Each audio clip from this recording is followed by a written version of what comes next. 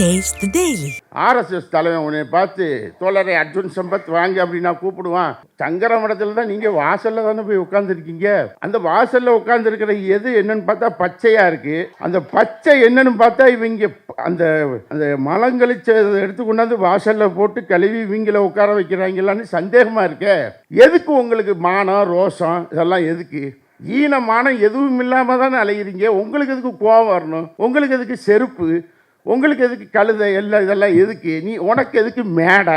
இங்கே ஒரு ஆள் கவர்னர் அங்கே உட்காந்துக்கிட்டு செக்யூலரிசம் இஸ் யூரோப்பியன் கான்செப்ட் அப்படிங்கிறாந்தால்.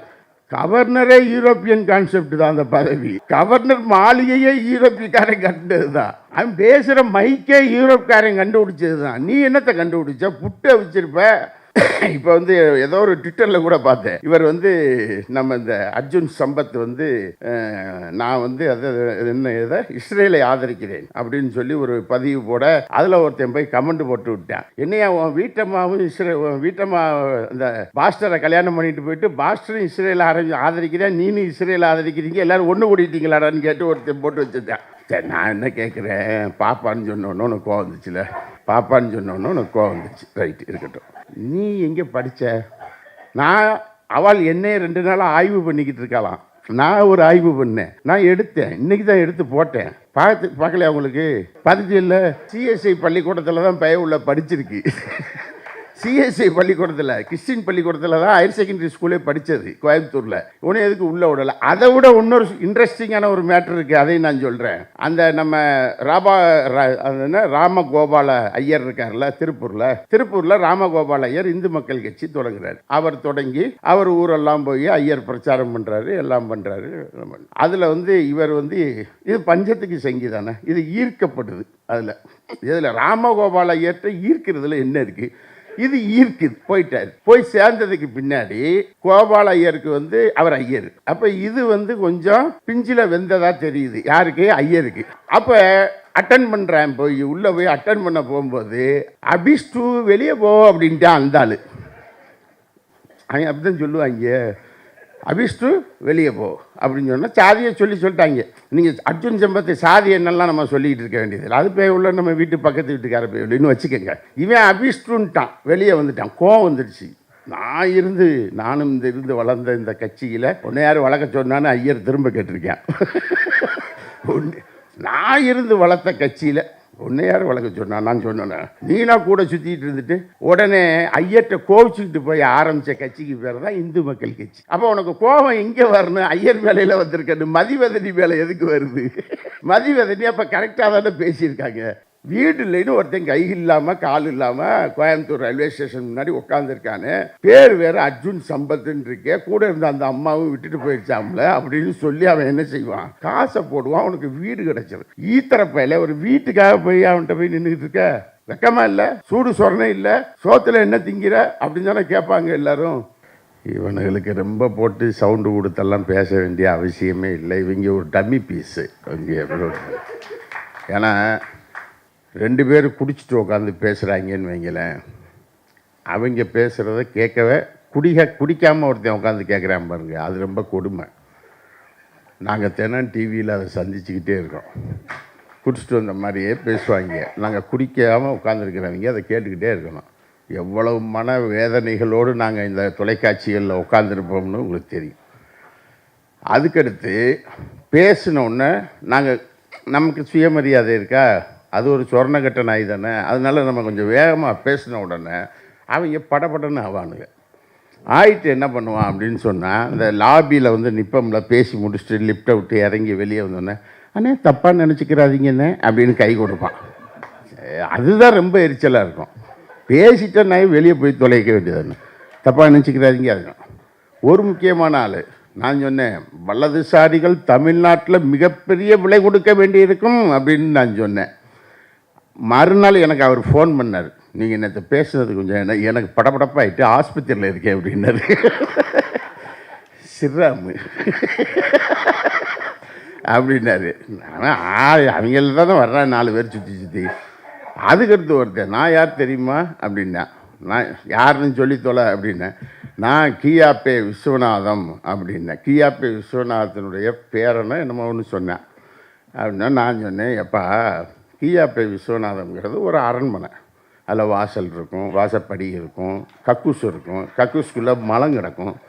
கக்கூஸ் மலம்லாம் வந்து உட்காந்து சேரில் பேசினா அதையெல்லாம் கியாப்பா விஸ்வநாதத்துக்கு சொந்தம்னு சொல்லிக்கிட்டு நான் பதில் சொல்ல முடியுமா அப்படின்னு கேட்டேன். பேச்சையே விட்டுட்டேன். இனிமேல் நீ கியாப்பேன்னு எங்கேயாவது சொன்ன பிச்சு அப்படின்னு சொல்லி அதுக்கடுத்து அதை சொல்கிறதே கிடையாது. அதாவது சங்கிகள் பல முகங்களில் இருக்காங்க. நீங்கள் ஒருத்தன் ஒரு மாதிரி வெள்ளை கலரில் இருப்பான், சிவப்பு கலரில் இருப்பான், கருப்பாக இருப்பான், கோட்டு போட்டு நல்ல சென்னையில் வெயில் வெக்க தாங்கலை, அதில் கோட்டு போட்டு எப்படி வந்து டிவிக்கு வர்றாங்கன்னு தெரியல, அப்படி ஒருத்தன் இங்கே வந்து உட்காடுறான். இப்படி பல முகங்கள் இருந்தாலும் சங்கிகள் என்றால் இருவகைப்படும். அவை அவை அப்படின்னு ஒன்று. சங்கிகள் இருவகைப்படும். ஒன்று பரம்பரை சங்கி, 2 பஞ்சத்துக்கு சங்கி. ரெண்டு தான் மேட்ரு. பரம்பரை சங்கி ஒன்று, பஞ்சத்துக்கு சங்கி ஒன்று. சரி, பரம்பரை சங்கி யார், பஞ்சத்துக்கு சங்கி யார் அப்படின்னு சொல்லி நம்ம லிஸ்ட் எடுத்தோம்னா, இந்த சித்பவன பார்ப்பனர்கள்னு சொல்லி ஆர்எஸ்எஸை உருவாக்குனாங்கல்ல நாக்பூரில், அந்த பார்ப்பனர்கள் மட்டும்தான் பரம்பரை சங்கி. அதற்கு அடுத்து எவ்வளவெல்லாம் பேசிகிட்டு இருக்கானோ அவன் பூரா பேரும் பஞ்சத்துக்கு சங்கி தான், பார்ப்பனர் உள்பட. ஏன் சொல்கிறேன் தெரியுமா? மாலன்னு ஒரு ஆள் இருக்கார்ல, அவர் ஒரு பெரிய சங்கி ஓலன் இப்போ. ஆனால் மாலன் வந்து அந்த மாலை ஜனகணமனன்னு ஒரு புக்கு எழுதியிருக்காரு. அந்த புக்கை படித்து பாருங்க. காந்தியை கோட்ஸை கொன்னதுக்கு வந்து கோட்ஸையை உலகத்தில் எவனும் அவ்வளவு கடிச்சு துப்பல, மாலன் கடிச்சு துப்பிப்பார். அப்போ அன்னைக்கு அவர் காங்கிரஸ், இப்போ சங்கி, டைரக்ட் சங்கி, இன்டைரக்ட் சங்கி அப்படின்னு 2 இருப்பாங்க. இப்போ என்னென்னா நீங்கள் ஒன்று புரிஞ்சுக்கங்க, இவங்கெல்லாம் யார் அப்படின்னு சொல்லி. நாளைக்கு ஒன்றியத்தில் காங்கிரஸ் அரசு வந்துருச்சுன்னு வச்சுக்கோங்க, என்ன செய்வாங்கன்னு தெரியுமில? எங்கள் தோப்பனார் காலத்தில் நாங்கள் காங்கிரஸில் எங்கள் தோப்பனார் இருந்தார்னு வந்துடுவாங்க கரெக்டாக. அதனால தான் நான் சொல்கிறேன், பரம்பரை சங்கி வேறு, பஞ்சத்துக்கு சங்கி வேறு. இப்போ பேசும்போது சொன்னாங்கள்ல, இந்த ஸ்ரீவில்லிபுத்தூருக்கு பீகார்லேருந்து வந்த ஒருத்தர் திராவிடத்தை வீழ்த்துவதற்காகவே மூத்த ஊடகவியலாளராக அவர் பணியாற்றி கொண்டிருக்கிறார் அப்படின்னு சொல்லி ஒரு ஆளை சொல்லிக்கிட்டே இருக்காங்க. இல்லை, அந்த ஆள் அது பரம்பரை சங்கி கிடையாது, அதுவும் பஞ்சத்துக்கு சங்கி. ஏன் தெரியுமா? எனக்கே தெரியும், நான் வகுப்பு நடத்தியிருக்கேன் அந்த ஆளுக்கு.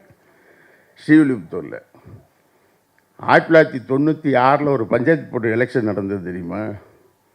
அந்த பஞ்சாயத்து போர்டு தேர்தலில் அப்போ அந்த சின்ன பையன் ஸ்ரீரங்கம், அந்த ஸ்ரீவில்லிபுத்தூர் கோயில் இருக்குல்ல, அந்த கோயிலுக்கு உட்பட்ட வார்டில் கதிரருவாள் சின்னத்தில், மாறிடக்கூடாது, கதிரருவாள் சின்னத்தில் போட்டி போட்டு 21 ஓட்டு வாங்கினவன் தான் அந்த ரங்கராஜ் பூண்டே. அப்போ அது யாருன்னு தெரியுது அவங்களுக்கு? அது பஞ்சத்துக்கு சங்கி. பரம்பரை சங்கிங்கிறவன் தாட் இருக்கும் அவனுக்கு, பஞ்சாப் தாட் அப்படின்னு ஒரு தாட்டு வச்சுக்கிட்டு தெரிவானுங்க.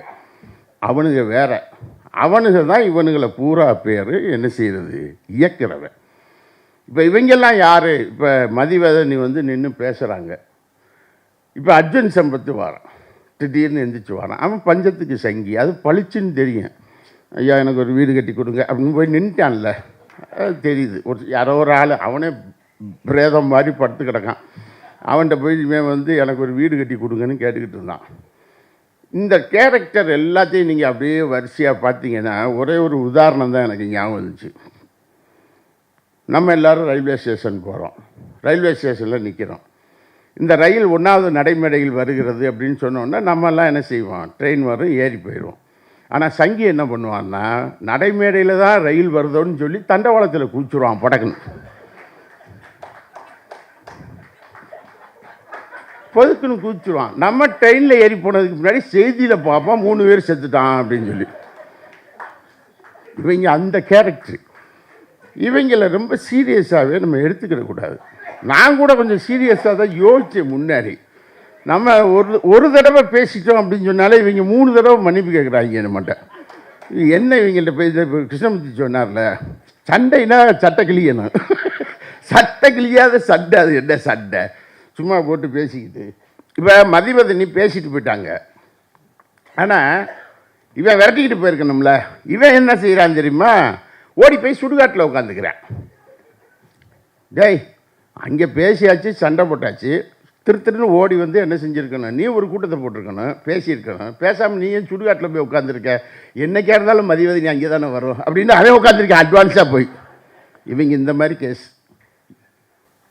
இவங்கள என்னத்தை சீரியஸாக நம்ம பேச, சரி ரைட்டு ஒன்று. அடுத்து சரி இவங்க யார்? இப்போ வந்து ஆராய்ச்சி எல்லாம் ஏகப்பட்டது பண்ணுவாங்க இவங்க, இந்த சங்கீஸ். நீங்கள் இனிமேல் வந்து யாரும் பார்ப்பனரும் தயவு செய்து சொல்லாதீங்க, மனசு புண்படுது. அப்படின்னா பார்ப்ஸ் அப்படின்னு சொல்லுங்கள்.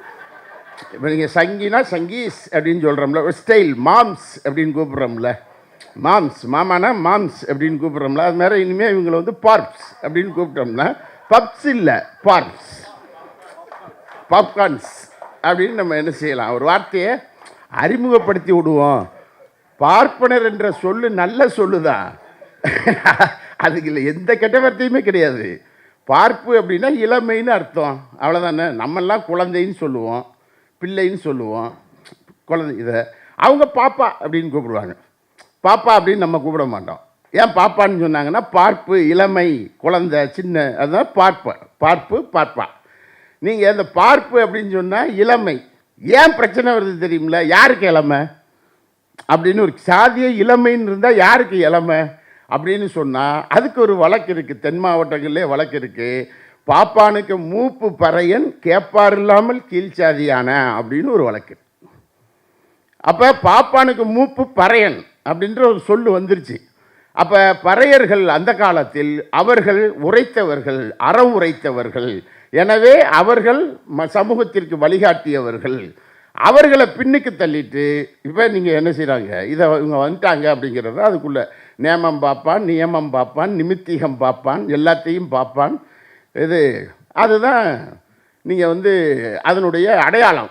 அப்போ அதை சொல்லும்போது அவர்களுக்கு கோபம் வருகிறது. நாங்கள் இளமையானவர்கள் அல்ல, அப்படி நாங்கள் தான் மூத்தவங்க, முதல்ல நாங்கள் தான் இங்கே இருக்கோம் அப்படின்னு அவன் சொல்லிக்கிட்டு இருக்கான். இப்போ நீங்கள் சிந்து சமவெளி நாகரிகம் பற்றிலாம் நம்ம பேசிகிட்டு இருக்கோம்ல, சிந்து சமவெளி நாகரிகம் நீங்கள் வந்து நம்ம சிந்து சமவெளி நாகரிகம்னு சொல்கிறோம். அவன் சிந்து சரசு நாகரிகம்ங்கிற, சரசுன்னு ஒரு ஆளை கொண்டாந்து உள்ளே அட்மிட் பண்ணி விட்டானுங்க. சிந்து சரஸ் அப்படின்னு சொல்லி இப்போ என்ன செய்கிறான், சரஸ்வதி நாகரிகம் அது அப்படின்னு சொல்லி ஒன்று வந்து சொல்கிறான். இல்லை அந்த நாகரிகமே எங்களுக்குன்னு. நீங்கள் நம்ம அநேகமாக திராவிடர் இயக்கத்தில் நிறைய பேர் ரிக்வேதம் படிச்சிருப்பாங்க. நான் ரிக்வேதத்தை பக்கமாக படிச்சிருக்கேன். ரிக்வேதத்தை படிச்சிங்கன்னா தயவு செய்து இந்த கூட்டத்துக்கு வந்தவங்க நாளைக்கு போய் ரிக்வேதத்தை வாங்கிடுங்க. இந்த இப்போ சனாதனம் குறித்து சூர்யா கிருஷ்ணமூர்த்தி சொன்னார்ல, ரிக்வேதத்தை பார்த்தீங்கன்னா ரிக்வேதத்துக்குள்ளே எல்லாமே இருக்குது. ரிக்வேதத்துக்குள்ளே எப்படியெல்லாம் வந்தோம், எப்படியெல்லாம் அழித்தோம், சிந்து சமவெளி நாகரிகத்தை எப்படி அழித்தோம், அவங்க கட்டியிருந்த அணையை எப்படி உடைச்சி அவங்கள எப்படி அழித்தோம், அதுக்கடுத்து எங்கே வந்தோம், இப்படியெல்லாம் வரிசையாக ரிக்வேதத்தில் 10,554 ருக்குகள் இருக்குது, 10 மண்டலங்கள் இருக்குது. அதில் 9 மண்டலங்கள் இவங்க வரும்போது எழுதுனது, இங்கே வந்து தான் 10வது மண்டலம் எழுதுகிறாங்க. அந்த ரிக்வேதத்தில் 9 மண்டலங்களில் எந்த இடத்திலும் இவர்கள் புனிதமாக சொல்லக்கூடிய கங்கை என்ற சொல்லே கிடையாது. ரிக்வேதத்தில் சொல்லப்படக்கூடிய சரஸ்வதி என்ற சொல்லுக்கு கூட நதி என்று தான் பொருளாகிறது. நீங்கள் அது சமவெளி, ஆனால் அவர்கள் வருகிற பொழுது பாடிய பாடல்கள் முழுவதும் மலைகளையும் குன்றுகளையும் பாடிக்கொண்டே வருகிறது. அது சிந்து சமவெளி, அங்கே மலையோ குன்றோ எதுவும் கிடையாது. நீங்கள் அதில் வந்து சோமபானம் சுறாபானம் பேசப்படுகிறது. ஆனால் சோமபானம் சுறாபானம் தயாரிக்க பயன்படுத்தக்கூடிய எபித்ரா என்ற தாவரம் இந்திய நிலப்பரப்பிலேயே கிடையாது. அது இந்து குஷ் மலைகளில் விளையக்கூடிய ஒரு தாவரம். எல்லாமே போய் சொல்லிக்கிட்டு இருப்பான். நீங்கள் ரிக்வேதத்தை நன்றாக படிக்க வேண்டும். நான் ரிக்வேதத்தை இப்போது பண்பாட்டின் அரசியல்னு ஒரு புக்கு எழுதிக்கிட்டு இருக்கேன், சிந்து சமவெளி நூற்றாண்டுக்காக. ரிக்வேதத்தை உட்காந்து மீண்டும் மீண்டும் படிச்சுக்கிட்டே இருக்கேன். படிக்கும்போது தான் நம்ம மூதாதையர்களை இப்போ இவர்கள் எப்படி கொலை செய்து அழித்தே தான் வந்தார்கள். இப்போ நீங்கள் கிறிஸ்தவர் மேட்டரை விடுங்க, இப்போ வந்து ஏதோ ஒரு ட்விட்டரில் கூட பார்த்தேன், இவர் வந்து நம்ம இந்த அர்ஜுன் சம்பத் வந்து நான் வந்து என்ன இஸ்ரேலை ஆதரிக்கிறேன் அப்படின்னு சொல்லி ஒரு பதிவு போட, அதில் ஒருத்தன் போய் கமெண்ட் போட்டு விட்டேன். என்னையா உன் வீட்டம்மாவும் வீட்டம்மா இந்த பாஸ்டரை கல்யாணம் பண்ணிட்டு போயிட்டு பாஸ்டரும் இஸ்ரேலை ஆதரிக்கிறேன், நீனும் இஸ்ரேலை ஆதரிக்கிறீங்க, எல்லோரும் ஒன்று கூட்டிட்டீங்களாடான்னு கேட்டு ஒருத்தன் போட்டு வச்சுட்டேன். சரி, நான் என்ன கேட்குறேன், பாப்பான்னு சொன்னோன்னு உனக்கு கோவம் வந்துச்சுல, பாப்பான்னு சொன்னோன்னு உனக்கு கோவம் வந்துச்சு, ரைட்டு இருக்கட்டும். நீ எங்கே படித்த? நான் அவள் என்னையே 2 நாளாக ஆய்வு பண்ணிக்கிட்டு இருக்கலாம். நான் ஒரு ஆய்வு பண்ணேன், நான் எடுத்தேன், இன்றைக்கி தான் எடுத்து போட்டேன். பார்க்கலையா உங்களுக்கு? பதிச்சில்ல, சிஎஸ்ஐ பள்ளிக்கூடத்தில் தான் பய உள்ள படிச்சிருக்கு. சிஎஸ்ஐ பள்ளிக்கூடத்தில், கிறிஸ்டின் பள்ளிக்கூடத்தில் தான் ஹையர் செகண்டரி ஸ்கூலே படித்தது கோயம்புத்தூரில். உடனே எதுக்கு உள்ளே விடலை? அதை விட இன்னொரு இன்ட்ரெஸ்டிங்கான ஒரு மேட்ரு இருக்குது, அதையும் நான் சொல்கிறேன். அந்த நம்ம ராமகோபால ஐயர் இருக்கார்ல திருப்பூரில் ராமகோபால ஐயர் இந்து மக்கள் கட்சி தொடங்குறார். அவர் தொடங்கி அவர் ஊரெல்லாம் போய் ஐயர் பிரச்சாரம் பண்ணுறாரு, எல்லாம் பண்ணுறாரு. அதில் இவர் இது பஞ்சத்துக்கு செங்கி தானே, இது ஈர்க்கப்படுது. இதில் ராமகோபால ஐயர்கிட்ட ஈர்க்கிறதுல என்ன இருக்குது? இது ஈர்க்குது. போயிட்டார். போய் சேர்ந்ததுக்கு பின்னாடி கோபால ஐயருக்கு அவர் ஐயர். அப்போ இது கொஞ்சம் பிஞ்சில் வெந்ததாக தெரியுது. யாருக்கு? ஐயருக்கு. அப்போ அட்டன் பண்ணுறேன், போய் உள்ளே போய் அட்டன் பண்ண போகும்போது அபிஷ்டு வெளியே போ அப்படின்ட்டு அந்த ஆள் அவங்க அப்படிதான் சொல்லுவாங்க, அபிஷ்டு வெளியே போ அப்படின்னு சொன்னால் சாதியை சொல்லிட்டாங்க. நீங்கள் அர்ஜுன் சம்பத் சாதி என்னெல்லாம் நம்ம சொல்லிக்கிட்டு இருக்க வேண்டியது, அது போய் உள்ள நம்ம வீட்டு பக்கத்து வீட்டுக்கார போய் உள்ளன்னு வச்சுக்கோங்க. இவன் அபிஷ்டுன்ட்டான், வெளியே வந்துட்டான். கோவம் வந்துடுச்சு. நானும் இருந்து வளர்ந்த இந்த கட்சியில் ஒன்று யார் வளர்க்க சொன்னான்னு ஐயர் திரும்ப கேட்டிருக்கேன். நான் இருந்து வளர்த்த கட்சியில் ஒன்று யார் வளர்க்க சொன்னான்? நான் சொன்னேன், நீனா கூட சுற்றிட்டு இருந்துட்டு உடனே ஐயர்கிட்ட கோவிச்சுக்கிட்டு போய் ஆரம்பித்த கட்சிக்கு பேர் தான் இந்து மக்கள் கட்சி. அப்போ உனக்கு கோபம் எங்கே வரணும்? ஐயர் வேலையில் வந்திருக்கணும், மதிவதனி வேலை எதுக்கு வருது? மதிவதனி அப்போ கரெக்டாக தானே பேசியிருக்காங்க. சொன்ன உடனே அதுக்கு பின்னாடி ஆரம்பிச்சுட்டு கட்சி ஆரம்பிக்கிறாரு. அப்படி அப்புறம் தான் என்ன செய்கிறது, அவர் நானும் ரவுடி தான், என்னையும் வண்டியில் ஏற்றிக்கங்க அப்படிங்கிற மாதிரி ஒரு பவனி இப்படி வந்துக்கிட்டு இருக்காங்க. இதில் என்ன சொல்ல வேண்டிய அவசியம் இருக்குது அப்படின்னு சொன்னால், நீங்கள் அர்ஜுன் சம்பத் போன்ற நபர்களுக்கு ஒரே ஒரு கேள்வி, அப்பா இதுக்கு மாத்திரம் நீங்கள் அது அர்ஜுன் சம்பத்தோ அண்ணாமலையோ கருணாகமோ ஏதோ ஒரு பாம்போ குட்டியோ எலியோ ஏதோ ஒன்று, நீங்கள் தமிழ்நாட்டில் ஒரு 3 சொல் பிரபலமான சொல், 3 சொல். ஒன்று தோழர்களே அப்படின்னு பெரியார் என்ன செஞ்சார்? எல்லாரையும் கூப்பிட்டார். தோழர்களே அப்படின்னா முடிஞ்சு வச்சு, ஏற்றத்தாழ்வே இல்லை, அந்த சொல்லுக்கு ஏற்றத்தாழ்வில் சமம். அதுக்கடுத்து அண்ணா என்ன செஞ்சார்? தம்பிகளே அப்படின்னு சொன்னார். கலைஞர் என்ன சொன்னார்? உடன்பிறப்பேன்ட்டார். அவர் உடன்பிறப்பேன்ட்டார். எம்ஜிஆர் வந்தார், ரத்தத்தின் ரத்தமேன்ட்டார். அவர் blood test B positive A positive எல்லாத்தையும் நாங்கள் தான்டா அப்படின்னு சொல்லி அவரும் நின்றுட்டார், நம்ம லைனில் நின்னார். அப்போ எல்லோரும் நின்றுட்டாங்க. நான் என்ன கேட்குறேன் அர்ஜுன் சம்பத்திட்ட, எப்பா நீ ஒன்று செய், நீ யாருக்காக வாதாடுறியோ, எந்த பார்ப்பனர்களுக்காக வாதாடுகிறாயோ அவர்களை உன்னை பார்த்து தோழரே அர்ஜுன் சம்பத், ரத்தத்தின் ரத்தமே அர்ஜுன் சம்பத் அப்படின்னு ஒருத்தனை கூப்பிட சொல்லு, நாங்கள் பேசுகிறத நிப்பாட்டிடுறோம். ஆர்எஸ்எஸ் தலைவன் உன்னை பார்த்து தோழரே அர்ஜுன் சம்பத் வாங்க அப்படின்னா கூப்பிடுவான். சங்கர மடத்தில் தான் நீங்கள் வாசலில் தானே போய் உட்காந்துருக்கீங்க. அந்த வாசலில் உட்காந்துருக்கிற எது என்னன்னு பார்த்தா பச்சையாக இருக்குது. அந்த பச்சை என்னன்னு பார்த்தா இவங்க அந்த அந்த மலங்கழிச்ச எடுத்து கொண்டாந்து வாசலில் போட்டு கழுவி இவங்கள உட்கார வைக்கிறாங்களான்னு சந்தேகமாக இருக்க. எதுக்கு உங்களுக்கு மானம் ரோஷம் இதெல்லாம் எதுக்கு? ஈனமானம் எதுவும் இல்லாமல் தானே அலைகிறீங்க. உங்களுக்கு எதுக்கு கோபம் வரணும்? உங்களுக்கு எதுக்கு செருப்பு? உங்களுக்கு எதுக்கு கழுதை? எல்லாம் இதெல்லாம் எதுக்கு? உனக்கு எதுக்கு மேடை? இங்கே ஒரு ஆள் கவர்னர் அங்கே உட்காந்துக்கிட்டு செக்குலரிசம் இஸ் யூரோப்பியன் கான்செப்ட் அப்படிங்கிறாந்தால். கவர்னரே யூரோப்பியன் கான்செப்ட் தான் அந்த பதவி. கவர்னர் மாளிகையே யூரோப்பியக்காரன் கண்டது தான். அவன் பேசுகிற மைக்கே யூரோப்காரன் கண்டுபிடிச்சது தான். நீ என்னத்தை கண்டுபிடிச்ச? புட்டை வச்சிருப்ப, நீராவியை வச்சு புட்டை வச்சிருப்ப.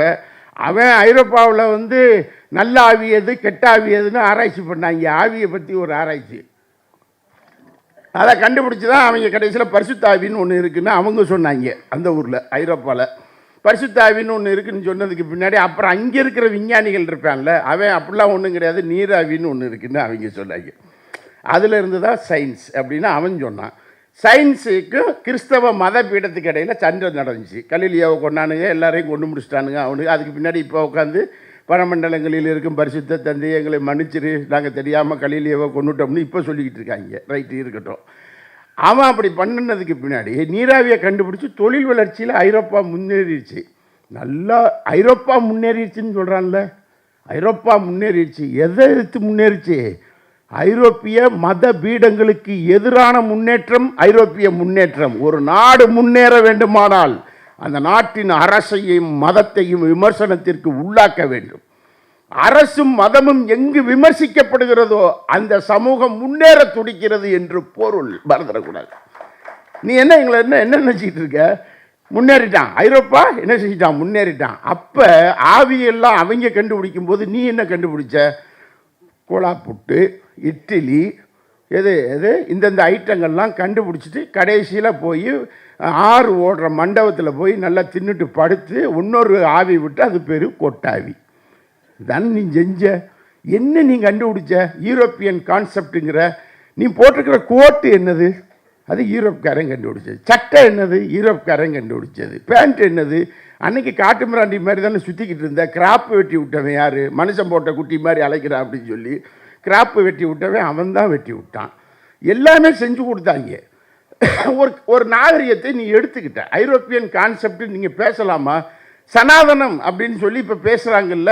இந்த சனாதனம் பற்றி பேசக்கூடியவர்கள் இப்போ இவர் கிருஷ்ணமூர்த்தி ஒரு புக்கை காமிக்கிறாரு. அந்த புக்கினுடைய அட்டையவே நான் எடுத்தேன் என்ன அப்படின்னு சொல்லி. துறவிகள் குறித்து, துறவரம் ரிஷிகள் அப்படி இப்படின்னு சொல்லி எல்லாம் இப்போ நிறைய இந்த கவர்னர் கோமாளி பேசுகிறாப்புல. நான் சொல்கிறேன், பைபிளிலோ குரானிலோ வேறு எந்த புத்தகத்திலும் இல்லை. நான் மகாபாரதத்திலிருந்து ஒரு குறிப்பு சொல்கிறேன். துறவினா எப்படி இருக்கணும் அப்படின்னு சொல்லி மகாபாரதம் சொல்லுது. ஒரு 5 கேரக்டர் சொல்லுது. கையில் சொந்தமாக ஒரு பிச்சை பாத்திரம் இருக்கலாம், அதற்கு மேல் எந்த உடைமையும் இருக்கக்கூடாது. துறவிக்கான இலக்கணமாக மகாபாரதம் சொல்கிறது.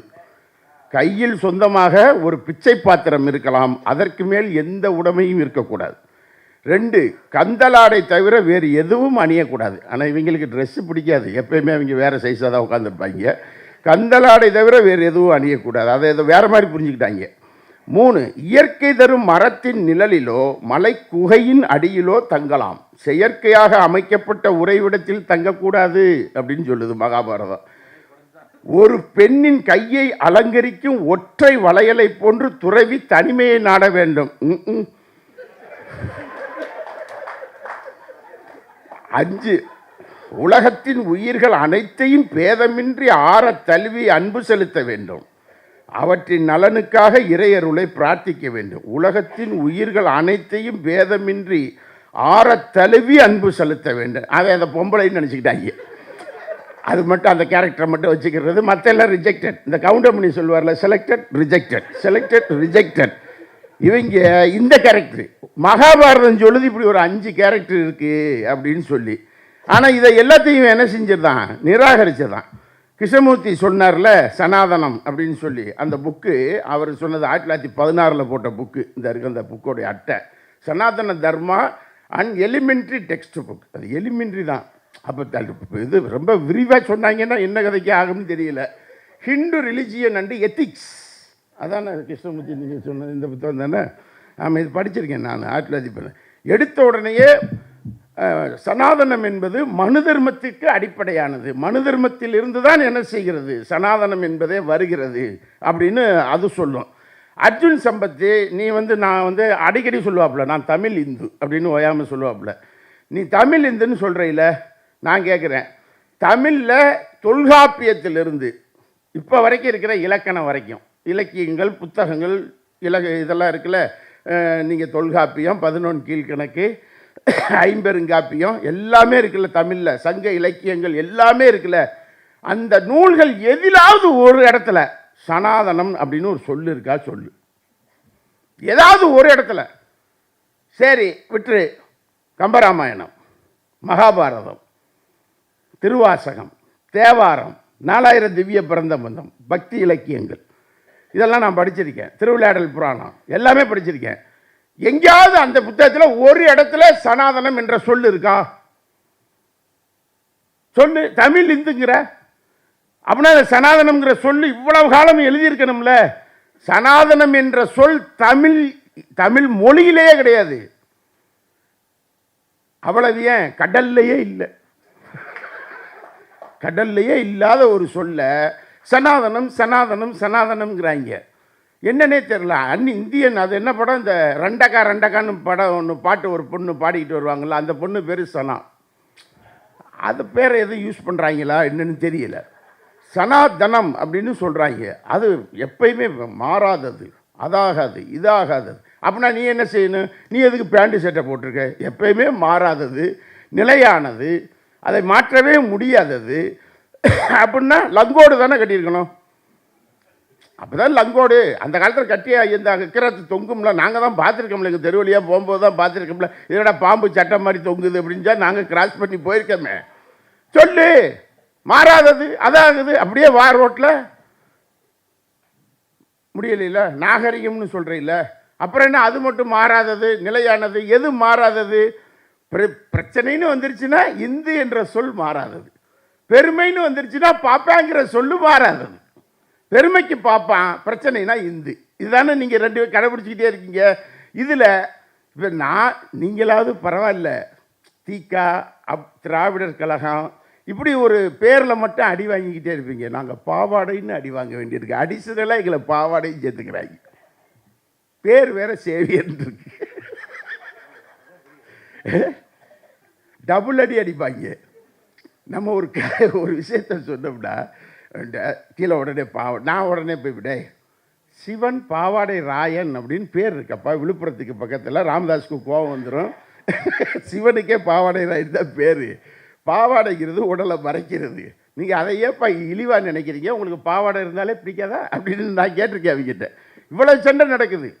நீங்கள் அப்படி இவர்கள் என்ன செய்கிறாங்க? அதாவது ஒரே ஒரு விஷயம், மிரட்டினால் உருட்டினால். நீங்கள் ட்விட்டரில் போய் பாருங்கள், ஒரு பதிவை நம்ம போட்டு விட்டு போனோம்னா அவன் கத்திக்கிட்டே கிடப்பான். நம்ம அடுத்த பதிவுக்கு போயிடுவோம், கத்திக்கிட்டே கிடப்பான். அடுத்து என்ன அவனுடைய நோக்கம்னா பேச்சை நிறுத்துவது, மிரட்டுவது, பேச்சை நிறுத்துவது. இவன் எதையும் போடக்கூடாது. அப்போ தனி மனித தாக்குதல்கள் நடத்துவது, மிரட்டுவது, பெண் என்றால் மிரட்டுவது. நீங்கள் இதுக்கு என்ன செய்யக்கூடாது? பயப்படவே கூடாது. அது நமக்கு என்னென்னா, என்னை விட்டுட்டு போவோம் அப்படின்னு நம்மளை யோசிக்க வைக்கும்ல.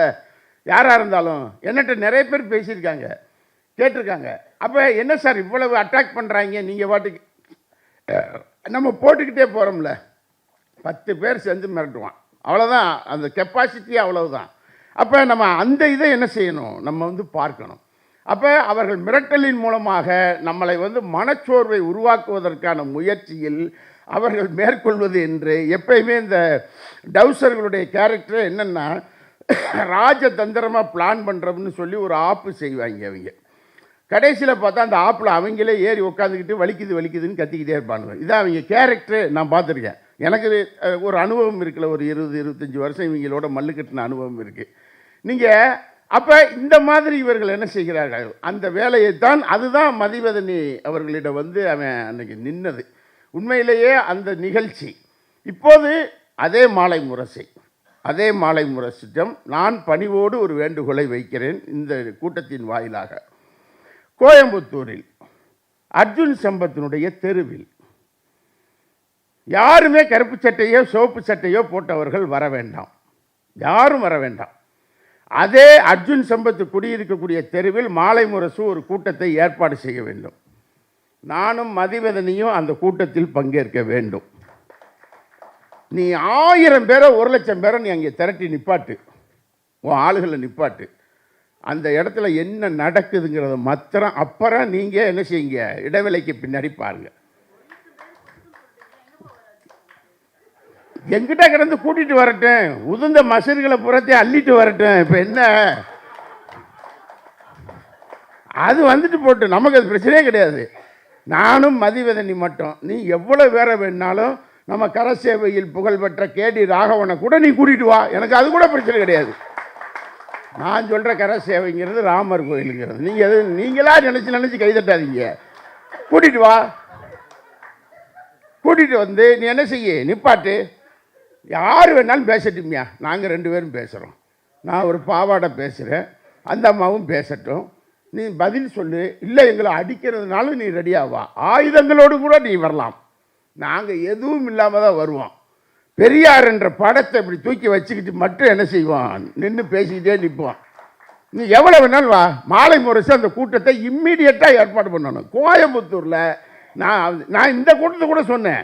இந்த கூட்டத்தை கூட இவர்கள் எங்கு வலுவாக இருப்பதாக கருதுகிறார்களோ அந்த இடத்துல கூட்டம் போடுங்கன்னு நான் உமா காட்ட சொன்னேன். அந்த இடத்துல போடுங்க. மயிலாப்பூரா அப்படிலாம் ஒன்றும் கிடையாது. அதெல்லாம் வலுகளெல்லாம் ஒரு இளவும் கிடையாது. அங்கே நீங்கள் என்ன செய்யுங்க, இவர்கள் இருப்பதாக நினைக்கக்கூடிய இடத்துல இந்த கூட்டத்தை போடுங்க, கண்டன கூட்டத்தை. அரங்கமே வேண்டாம், பார்த்துடலாம் என்ன நடக்குன்னு பார்த்துடலாம். அங்கே வந்திருக்கக்கூடிய ஜனங்கள் அவர்களை திருப்பி அடிக்கக்கூடிய வேலையை அங்கே நாங்கள் செய்துவிட்டு வந்து விடுவோம், மறந்துடக்கூடாது. அது நானும் மதிவதனி அவர்களும் கிடையாது, யார் வேண்டுமானாலும் செய்யலாம். சூர்யா கிருஷ்ணமூர்த்தியும் செஞ்சிடலாம், உமா அவர்களும் செய்யலாம், சிங்கராயரும் செஞ்சிருவார். ஏன்னா அப்படித்தான் அவர்களை என்ன செய்யணும், எதிர்கொள்ள வேண்டியது இருக்குது அப்படிங்கிறத நம்ம புரிஞ்சுக்கிறோம். மாலை முரசு வந்து இந்த மாதிரியான வேலைகளில் நீங்கள் தயவு செய்து என்ன செய்யுங்க, இன்னும் கூட வலுவாக செய்யுங்க. ஆனால் அர்ஜுன் சம்பத் மாதிரியான ஆட்களை பேச வைக்கிறது, அதனால வந்து ஒரு மீடியா அட்டென்ஷன் கிடைக்கும் அப்படிங்கிறதெல்லாம் இருக்குல்ல. அதில் வந்து அவர் பெண்களை நிப்பாட்டிட்டாச்சுன்னா அவர் மிரட்டி, மீடியா அட்டென்ஷனுக்கு நீங்கள் என்ன வேணாலும் செஞ்சுக்கோங்க, எங்களுக்கு அதை பற்றி பிரச்சனை இல்லை. ஆனால் உங்களுக்கு அட்டென்ஷன் தேவை, எங்களுக்கு வேறு ஒரு விஷயம் தேவை, அந்த தேவையை நாங்கள் நிறைவேற்றுவோம். அந்த அடிப்படையில் தான் இந்த கூட்டங்கள் நடைபெறும். இன்னொன்றையும் அர்ஜுன் சம்பத்துகள் புரிய வேண்டும், அதிகாரத்தில் இருந்து கொண்டு நாங்கள் பேசுபவர்கள் அல்ல, மறந்துடக்கூடாது. அதிகாரத்தை எதிர்த்தே வாழ்நாள் முழுவதும் பேசியவர்கள், மறந்துடக்கூடாது. அதிகாரத்தில் உட்காந்துருக்கிறதுனால தான் நீ இன்னைக்கு பேசுகிற மத்தியில். இப்போ மோடியும் மேலே அந்த சென்ட்ரல் கவர்மெண்ட்டுன்னு ஒன்று இல்லை அப்படின்னு சொன்னால் இவர்கள்லாம் எங்கே இருப்பாங்கன்னு தெரியுமா?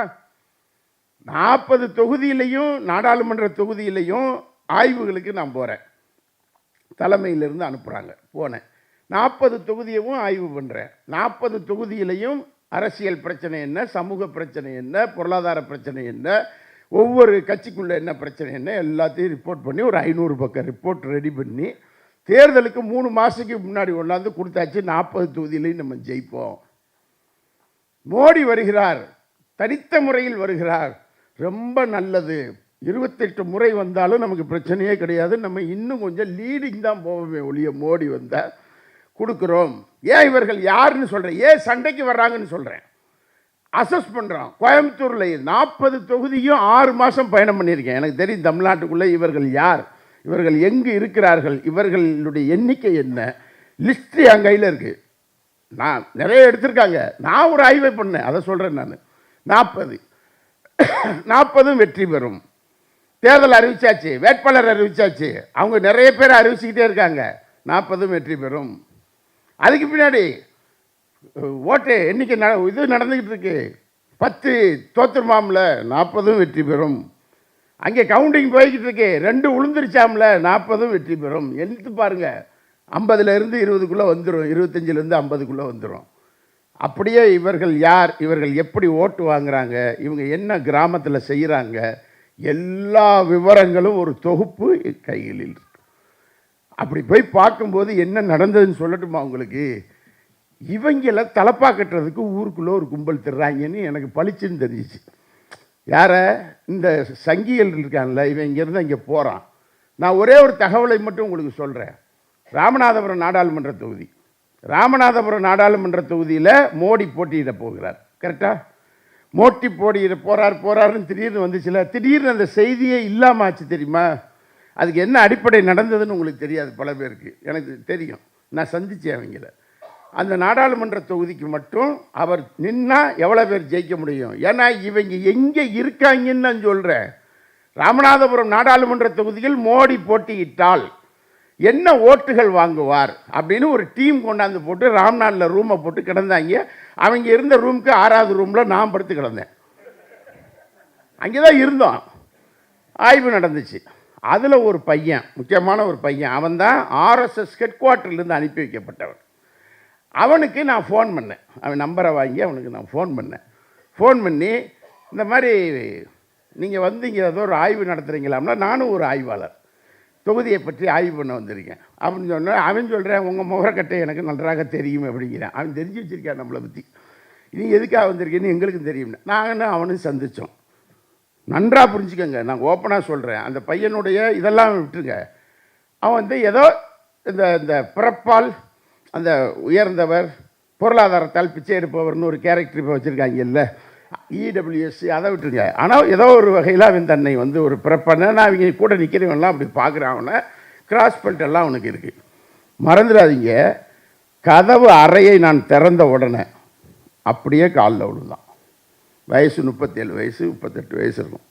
அவன் சொல்கிறான், சார் என்னை ஆசீர்வாதம் பண்ணுங்க, நீங்கள் கொஞ்சம் இதெல்லாம் கொஞ்சம் பண்ணுவீங்க, கொஞ்சம் ஆசீர்வாதம் அப்படின்னா. இவன் என்ன கதிக்கு நம்மளை ஆளாக்க போகிறான்னு தெரியலையேன்ட்டு நான் யோசிக்கிறேன். சரின்ட்டு எந்திரிப்பா அப்படின்னு உட்காந்து வச்சு டீ குடித்தான், எல்லாம் பண்ணான். அவன் கேட்டேன், என்ன செய்ய போகிறீங்க என்ன? அதான் சார் என்ன செய்கிறது அப்படின்னு சொல்லுங்களேன் அப்படிங்கிறான். என்ன செய்கிறதுன்னு சொல்லுங்களேன். ஒரு டீம் 3 மாதம் ஆய்வு பண்ணாங்க. ஆய்வு பண்ணி ரிசல்ட் என்ன தெரியுமா உங்களுக்கு? அவங்ககிட்ட நான் சில பிட்டை போட்டேன், இங்கே என்ன நடக்கும் அப்படின்னு சொல்லி 2 பிட்டு போட்டேன். அதை இங்கே கூட்டத்தில் சொல்ல முடியாது, பிட்டு போட்டாச்சு.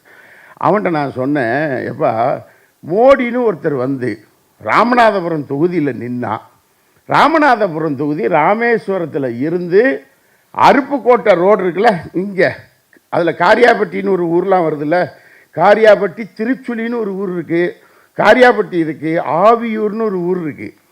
இந்த ஊரெல்லாம் அங்கேருந்து இங்கே வரைக்கும் இருக்குது. மோடி வந்து ராமநாதபுரம் தொகுதியில் போட்டி போடுறாருங்கிற செய்தி ஆவியூர் கிளவிக்கு போகும்போது 2029 தேர்தல் வந்துடும்.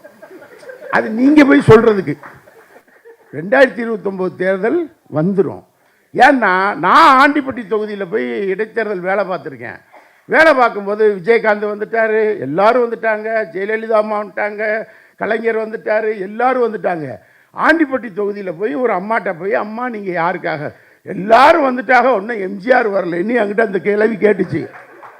நான் அப்போ தான் ஆண்டிப்பட்டி தொகுதியா ஆப்பிரிக்காவின் ஒரு பகுதியான்னு எனக்கு தெரியல. அது நான் பாட்டுக்கு வந்துட்டேன். ஆவியூர் கிளவி அட்டென்ஷன் ப்ளீஸ் அப்படின்னு அவங்ககிட்ட சொன்னேன். நான் எனக்கு தெரியும் ஆவியூர் கிளவியை பற்றி எனக்கு நல்லா தெரியும், அதனால் உனக்கு ரொம்ப ஆபத்து. ரைட்டு, நீங்கள் ஓட்டு வாங்கிறது ஒரு பக்கம் இருக்கட்டும், ராமநாதபுரம் நாடாளுமன்றத்தில் மோடி நின்று ஓட்டு வாங்குறதா பிரச்சனை? மோடி தமிழ்நாட்டில் நின்னா 25 தொகுதியாவது ஜெயிக்கணும். தமிழ்நாட்டில் வாரணாசியில் பிடுங்கிக்கிட்டு போச்சு பாருங்க. முதல் ரவுண்டு, 2வது ரவுண்டு, 3வது ரவுண்டு, மவனுக்கு மரண பயத்தை கண்ணில் காட்டிட்டாங்க பரமே அங்கே. அப்புறம் வேறு கதையெல்லாம் இப்போ சொல்கிறாங்க, தோத்துட்டாரு ஆனால் என்னமோ ஒரு செட்டப் பண்ணிட்டாங்க, ஜெயிச்சிட்டாருன்னு இப்போ சொல்லிக்கிட்டு இருக்காங்க. அதனால் நான் வந்து அவரை இந்திய பிரதமர்னு ஏற்றுக்கிறது இல்லை, இவிஎம் பிரதமர் மாத்திரம் தான் சொல்கிறது. அவர் இவிஎம் பிரதமர் தான், இந்திய பிரதமர்லாம் கிடையவே கிடையாது. அது தெளிவாக வச்சுக்கணும் மனசில். அப்போ அவன்கிட்ட சொல்லும்போது 25 தொகுதியில் இங்கே எப்படியாவது ஜெயிக்கணுமே, நீங்கள் ராம்நாளில் மட்டும் போட்டி போடுறீங்கள, எங்கள் ஊருக்காரங்க ஒரு மாதிரி வித்தியாசமாக முரட்டு ஆளாக வந்து இப்படி நின்னா காமெடி பண்ணி சிரிப்பாங்களே, அது ஒரு பெரிய பிரச்சனை இருக்குது எங்கள் ஊரில்.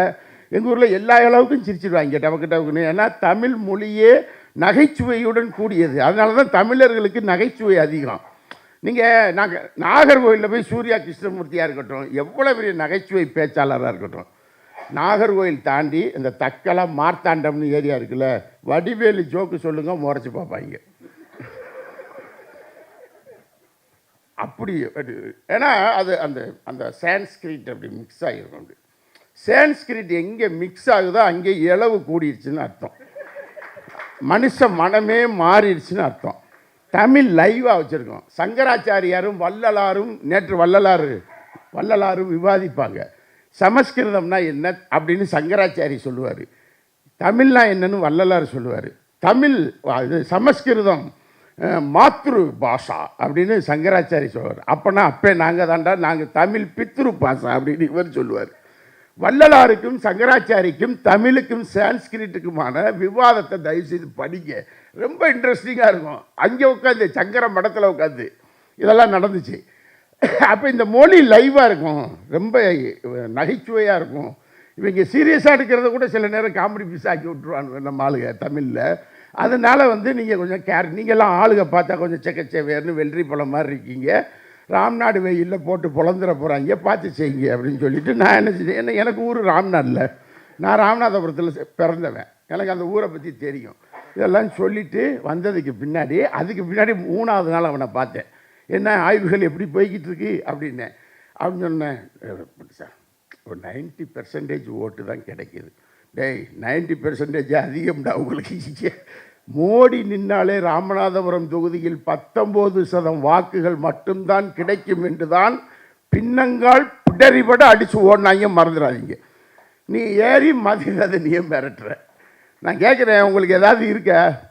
மோடியே தமிழ்நாட்டில் நிற்க முடியாது அப்படிங்கிற ஒரு சூழல் இருக்கிற பொழுது இந்த மக்கள் கூட்டம் திரண்டு என்ன செய்கிறார்கள்? இவர்களுக்கென்று ஒரு பண்பாடு இருக்கிறது. என்றைக்கு சிந்து சமவெளி நாகரிகம் 5000 ஆண்டு திராவிட பண்பாடு என்பது நிரூபிக்கப்பட்டதோ, நாங்கள் மதிவதனியோ சூர்யா சேவியரோ அல்லட்டி உமாவோ சந்தானமோ யாரோ அல்ல, நாங்கள் தனி மனிதர்கள் அல்ல. எங்கள் பின்னால் 5000 ஆண்டு பண்பாடு பின்தொடர்ந்து வருகிறது என்பதை நீங்கள் பஞ்சத்துக்கு சங்கியாக இருக்கக்கூடியவர்கள் உணர்ந்து கொள்ள வேண்டும். ஏனெனில் இது பரம்பரை சங்கிகளுக்கு நன்றியாக அறிவார்கள். பஞ்சத்துக்கு சங்கி நீ ஒரு வீட்டுக்காக அங்கே போய் நிற்கிற, அவ்வளோதானே மேட்ரு. நீ கோயம்புத்தூரில் இருக்கிற ஆளுகிட்ட கோயம்புத்தூர் ரயில்வே ஸ்டேஷன் முன்னாடி ஒரு இதை விரித்து ஒரு ஏதாவது ஒரு துணியை விரித்து இப்படி வச்சு வீடு இல்லை அப்படின்னு நீ சொல்லியிருந்தேன்னா எங்கால அள்ளி போட்டுப்பாடா. உனக்கு காசு அள்ளி போட்டு போயிட்டே இருப்பான். பாவம் இப்படி உட்காந்துருக்கான் இல்லையா? ஆமாம், உண்மையிலே இல்லை, வேற இல்லை, இப்படி தானே இருக்கணும். நீ அதுக்கு பின்னாடி எந்திரிச்சு இப்படி காமிச்சு எந்திரிச்சு போ, அது வேற விஷயம். ஆனால் இறக்க குணம் உள்ளவங்க எங்கள் ஆளு. வீடு இல்லைன்னு ஒருத்தன் கை இல்லாமல் கால் இல்லாமல் கோயம்புத்தூர் ரயில்வே ஸ்டேஷன் முன்னாடி உட்காந்துருக்கானு. பேர் வேறு அர்ஜுன் சம்பத்துன்னு இருக்கே, கூட இருந்த அந்த அம்மாவும் விட்டுட்டு போயிடுச்சாம்ல அப்படின்னு சொல்லி அவன் என்ன செய்வான்? காசை போடுவான், அவனுக்கு வீடு கிடச்சிடும். ஈத்தரப்பையில் ஒரு வீட்டுக்காக போய் அவன்கிட்ட போய் நின்றுக்கிட்டு இருக்க வெக்கமா இல்லை? சூடு சொரணை இல்லை, சோத்தில் என்ன திங்கிற அப்படின்னு தானே கேட்பாங்க எல்லாரும். ஆக நம்ம என்ன கேட்குறோம் அப்படின்னு சொன்னால், இவர்கள் கருத்தியல்வாதிகள் அல்ல. கருத்தியல்வாதிகள் வேறு. அந்த எந்திரிக்காமல் ஒரு ஆள் உட்காந்துருந்தான்னு சொன்னீங்க பற்றியலா, அவன் பரம்பரை சங்கி, அதான் அமைதியாக இருக்கான். தமிழ் தாய் வாழ்த்து போடும்போது எந்திரிக்க மாட்டேன்னு ஒருத்தன் உட்காந்துருக்கான்ல, பரம்பரை சங்கி. பஞ்சத்துக்கு சங்கி அதை ஆதரிப்பான். ஏன் எந்திரிச்சு நிற்கவில்லை தெரியுமா? நீங்கள் தைரியம் இருந்தால் அரணையூருக்கு வர முடியுமா அப்படின்னு கேட்டுக்கிட்டு இருப்பான். அரணையூரில் போய் நின்றுக்கிட்டு நான் தான் லைவ் போட்டேன். அரணையூரில் ஓவர் அரணையூரில் நின்று கொண்டிருக்கிறேன், யாரை சந்திக்க வேண்டும் அப்படின்னு கேட்டேன். ஏன்னா எல்லாம் நம்ம சொந்தக்கார பய உள்ளே தானே, என்னென்ன அங்கே போய் நின்றுக்கிட்டு அரசியலுக்கு பேசுகிறதுக்கெல்லாம் ஆண்டி லைவாயாக போட்டுக்கிட்டு இருப்ப, வீட்டுக்கு போய் அப்படின்ட்டாங்க என்கிட்ட போன் அடிச்சு. அதில் ஒருத்தன் அரணையூர் செல்ல முடியுமா மண்டபத்திரம் அப்படின்னு போட்டான். யார் சேட்டை? அரணையூர் செல்ல முடியுமா மண்டபத்திரம் அப்படின்னு ட்விட்டரில் போட்டான். அப்புறம் தான் நான் உடனே வண்டி எடுத்துகிட்டு கிளம்பிட்டேன். ஐயோ, அங்கே நம்ம சொந்தக்கார பயிலுக்கு கிடக்கிறான் ராம்நாடு தானே, போய் அங்கே போய் நின்று லைவ் போட்டான். இங்கே தான் நிற்கிறேன், ஓவர் உங்கள் புடதிக்கு பின்னாடி தான் நிற்கிறேன், ஓவர் அப்படின்னு சொன்னதுக்கு பின்னாடி திரும்ப ஒரு ஃபோன் பண்ணுறேன் ஒருத்தன் அங்கேருந்து. ஒன்று அண்ணே அரசியலுக்கு பேசுகிறது எல்லாம் சீரியஸாக எடுத்துக்கிறாங்க அப்படிங்கிறான். ஏட்டா அரசியல் இப்போ உங்களுக்கு சீரியஸே கிடையாதா சார்? நான் தான் பார்க்குறேன்ல, நீங்கள் இன்னும் பெருமைக்கு சொல்லலை. இப்போ மதிவதனியோ நானோ இந்த சோசியல் மீடியாவில் கொஞ்சம் தெரியும்ல முகத்தில்.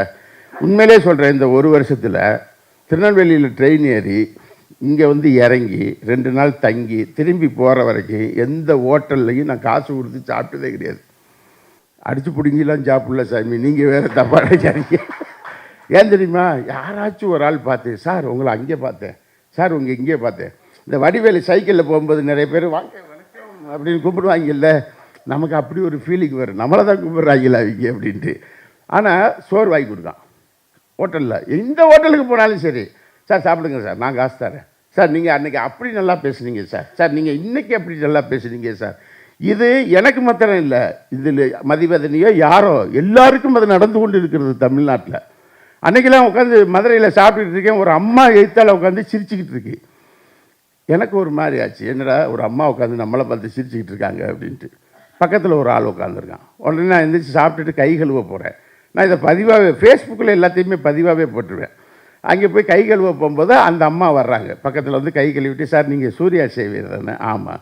நீங்கள் சோசியல் மீடியாவில் எல்லாம் யூடியூப்ல எல்லாம் நிறைய நல்லா பேசுவாங்க, எங்கள் ஹஸ்பண்டு தான் உட்காந்துருக்காரு, உங்களை அறிமுகப்படுத்தணும்னு சொல்லிட்டு 2 பேரும் அறிமுகப்படுத்தினாங்க. நான் தின்னதுக்கு 130 ரூபாயோ என்னமோ வந்துச்சு, அதை அவங்க தான் கொடுத்தாங்க. ஏன் சொல்கிறேன் தெரியுமா? ஒரு சங்கி எவனாவது ஒருத்தன் அவங்க இட்லி சட்டி பிரியாணி அண்டாவை தூக்கிட்டு ஓடிடுவாங்கன்றது வேற விஷயம். தமிழ்நாட்டில் மதிப்பில்லாதவங்க சார், தமிழ்நாட்டில் மதிப்பில்லாதவங்கன்னு சொல்கிறேன் நான். நீங்கள் எங்கே போனாலும் நமக்கு ஒரு மரியாதை இருக்கும். நான் அதைத்தான் மீண்டும் மீண்டும் மேடைகளில் சொல்லிக்கொண்டே இருக்கிறேன். ஒருவன் பெரியார் பணியனை அணிந்து கொண்டு கம்பீரமாக ரோட்டில் நடப்பான். ஒருவன் சேக்குவேரா படத்தை போட்டுக்கொண்டு கம்பீரமாக நடப்பான். அம்பேத்கர் படத்தை போட்டுக்கொண்டு ஒருவன் பனியனில் போட்டுக்கொண்டு கம்பீரமாக நடப்பான். அண்ணா படத்தை போட்டுக்கொண்டு ஒரு இளைஞர் அமர்ந்திருக்கிறார். கலைஞர் படத்தை போட்டுக்கொண்டு ஒரு இளைஞர் அமர்ந்திருக்கிறார். பெரியார் படத்தை, நீ தைரியம் இருந்தால் சங்கராச்சாரி படத்தை போட்டுக்கொண்டு அர்ஜுன் சம்பத் நாளை காலையில் ரோட்டுக்கு வா பார்ப்போம்.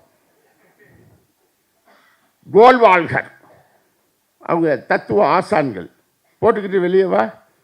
ஏய் சும்மா வாங்கப்பா, கோட்ஸே படத்தை போட்டுக்கிட்டே வாங்கலை வெளியே. தைரியம் இருக்காடா உங்களுக்கு? எதுக்கு நீலாம் மேடையில் ஏறி பேசுகிற? மேடையில் பேசுறதுக்கு உனக்கு தகுதி வேணும்ல. உன்னால் உன் தலைவன் எவன்னு சொல்றியோ அவன் படத்தை நெஞ்சில் ஏந்திக்கிட்டு உன்னால் ரோட்டில் வர முடியலையே.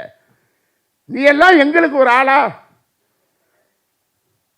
மத்தியில் அதிகாரம் என்ற ஒன்று இருக்கிற காரணத்தினால் அவர்கள் அந்த ஊடகங்களை மிரட்டி கொண்டு, அந்த ஊடகங்களில் அந்த ஒரே வரியில் சொல்ல வேண்டும் என்றால் இவர்கள் சமூக ஊடக வெளிச்சத்தில் வாழக்கூடிய விட்டில் பூச்சிகள். அவ்வளோதான். வெளிச்சத்துக்கு விட்டில் பூச்சி வரும், அது அதோட செத்துரும். அதனுடைய ஆயுள் அவ்வளவுதான்.